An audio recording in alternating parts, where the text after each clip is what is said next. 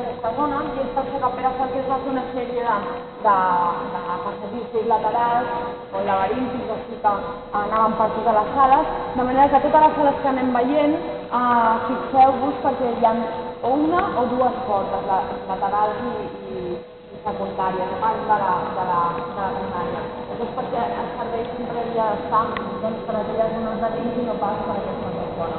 Doncs Pere Falqués, quan va arribar a aquest edifici, va decidir que això havia de ser un palau reial, ens va trobar en un edifici format per planta peu, format per dues naus molt llargues, però no tan molt estretes, massa estretes com per posar un dels elements més importants d'un palau reial, que és una escala noble.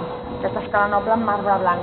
Què va fer en Pere Falqués? Doncs, després de pensar-hi, va decidir tapar un dels 4 patis que hi havia entre aquesta planta en creu, que hi havia 4 patis descoberts, tapar-lo amb una claraboia molt fixa.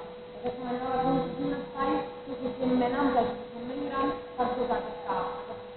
Hem de pensar que aquest espai on ens trobem ara, antigament era un pati descobert.